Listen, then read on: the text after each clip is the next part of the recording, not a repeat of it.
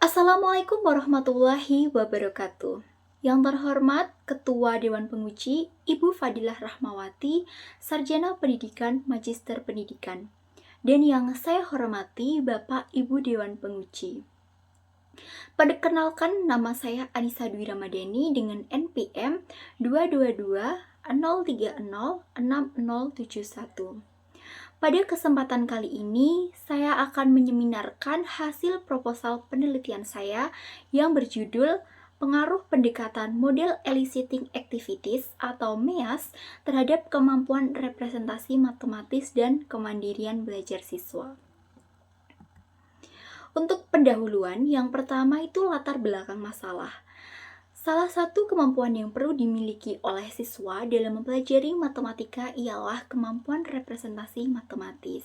Sehingga kemampuan representasi matematis itu penting untuk dimiliki siswa. Namun realitanya skor rata-rata PISA pada tahun 2022 itu menunjukkan penurunan. Skor di bidang matematika adalah 366, di mana skor tersebut masih jauh di bawah rata-rata OECD, yaitu 472. Salah satu penyebabnya itu adalah pelaksanaan kegiatan belajar mengajar yang masih berpusat pada guru. Selain itu, juga penerapan model pembelajaran yang belum sesuai. Selain kemampuan representasi matematis, kemandirian belajar siswa juga masih tergolong rendah, di mana siswa seringkali tidak bisa menyelesaikan permasalahan dalam tugas-tugas belajar secara mandiri. Hal itu disebabkan karena siswa tidak memiliki motivasi dan kepercayaan diri yang tinggi untuk belajar. Nah, untuk mengatasi masalah-masalah tersebut itu perlu adanya strategi pembelajaran yang tepat. Salah satunya yaitu dengan menerapkan model eliciting activities atau MEAS. Yang kedua, identifikasi masalahnya. Nah, berdasarkan latar belakang yang telah disampaikan, terjelaskan masalah yang dapat diidentifikasi yaitu yang pertama, kemampuan representasi matematis siswa masih rendah. Yang kedua, kemandirian belajar siswa dalam mengikuti proses pembelajaran matematika itu belum optimal. Dan yang ketiga, kurangnya pemanfaatan pendekatan pembelajaran inovatif yang secara efektif dapat meningkatkan kemampuan representasi matematis dan kemandirian belajar. Yang ketiga yaitu rumusan masalahnya. Ada dua. Yang pertama, apakah terdapat pengaruh pendekatan MEAS terhadap kemampuan representasi matematis siswa? Yang kedua, apakah terdapat pengaruh pendekatan MEAS terhadap kemandirian belajar siswa? Yang keempat yaitu tujuan penelitiannya. Penelitian ini bertujuan untuk yang pertama mengetahui pengaruh pendekatan MEAS terhadap kemampuan representasi matematis siswa, dan yang kedua mengetahui pengaruh pendekatan MEAS terhadap kemandirian belajar siswa. Yang kelima yaitu tinjauan pustakanya. Yang pertama itu penelitian oleh Murhaimi pada tahun 2018 dengan judul Pengaruh Penerapan Model Eliciting Activities terhadap kemampuan representasi matematis siswa kelas 8 SMP Negeri 1 Pasima Sungguh.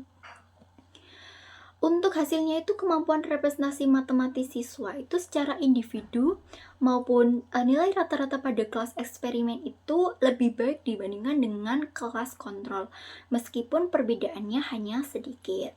Nah, untuk persamaannya itu sama-sama menggunakan model pendekatan MEAS dan aspek kognitifnya itu juga kemampuan representasi matematis. Nah, untuk perbedaannya, penelitian saya itu menambahkan satu variabel terikat yaitu kemampuan representasi matematis. Tinjauan pustaka yang selanjutnya itu penelitian oleh Widiatmaka Kasirudin Masrukan pada tahun 2024 dengan judul Representation Ability in Mathematical Modeling Based on Learning Independence.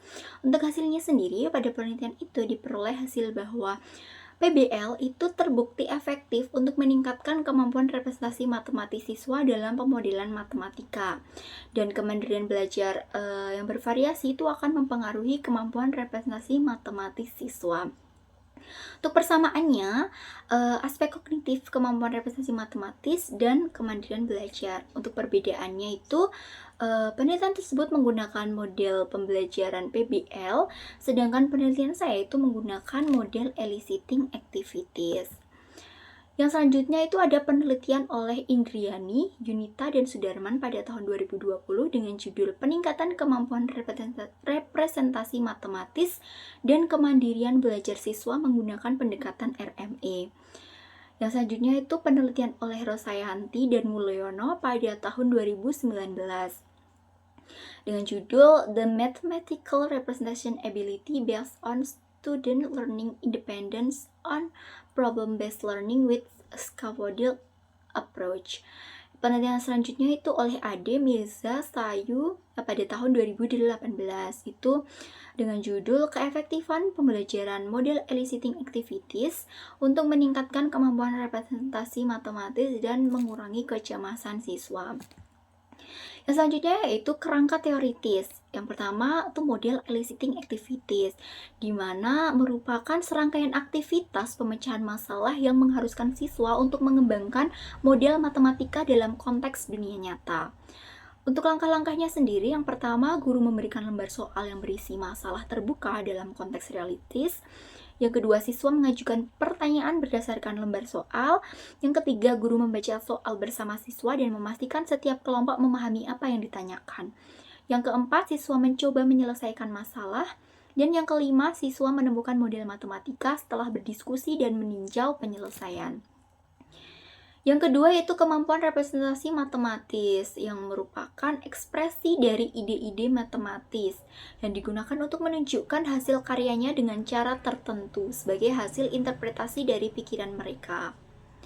Nah, representasi matematis ini terdiri atas representasi visual, simbolik, dan verbal. Yang ketiga yaitu kemandirian belajar. Kemandirian belajar itu adalah kemampuan dan kesiapan individu untuk mengatur dan mengelola proses belajarnya sendiri, baik dari segi penentuan tujuan, pemilihan metode, hingga evaluasi hasil belajar. Baik, yang selanjutnya yaitu kerangka berpikir. Dari fakta yang telah ditemui itu perlu adanya implementasi model pembelajaran yang mampu berpengaruh terhadap kemampuan representasi matematis dan kemandirian belajar siswa.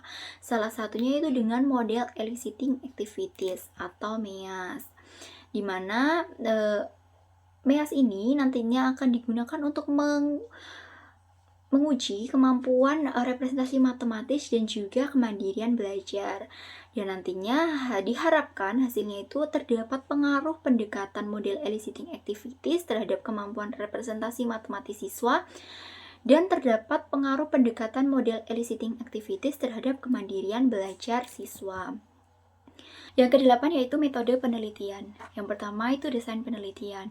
Penelitian ini menggunakan pendekatan kuantitatif dengan jenis quasi-eksperimen. Desain penelitian yang digunakan adalah pre-test and post-test with non-equivalent control group design. Yang kedua itu definisi operasional variabel. Itu ada variabel bebasnya, pendekatan model eliciting activities atau MEAS. Kemudian untuk variabel terikatnya itu ada dua. Yang pertama itu kemampuan representasi matematis dan yang kedua itu kemandirian belajar. Yang ketiga itu populasi dan sampel. Untuk populasinya itu seluruh siswa kelas 8 di SMP Negeri 2 Magelang. Dan untuk sampelnya itu 2 kelas dari populasi yang memiliki kemampuan akademik yang relatif seimbang. Kelas pertama sebagai kelompok eksperimen dan kelas kedua itu sebagai kelompok kontrol. Yang keempat itu instrumen penelitian. Yang pertama ada lembar observasi, itu lembar observasi awal dan keterlaksanaan. Yang kedua ada lembar wawancara. Yang ketiga ada angket kemandirian belajar. Yang keempat ada soal tes kemampuan representasi matematis. Yang kelima itu ada teknik pengumpulan data. Yang pertama ada observasi, itu observasi awal dan keterlaksanaan. Kedua ada wawancara. Yang ketiga ada pemberian angket kemandirian belajar. Dan yang keempat ada tes kemampuan representasi matematis. Yang keenam itu ada teknik analisis data. Untuk analisis instrumen tes itu ada 5. Yang pertama ada validitas isi, validitas konstruk, reliabilitas, daya beda, dan tingkat kesukaran. Nah, untuk analisis kemampuan representasi matematis itu yang pertama ada uji normalitas, yang kedua uji homogenitas, dan yang ketiga ada independent sample t-test atau uji T. Nah, sekian yang dapat saya sampaikan. Apabila ada pertanyaan ataupun tanggapan, saya persilahkan.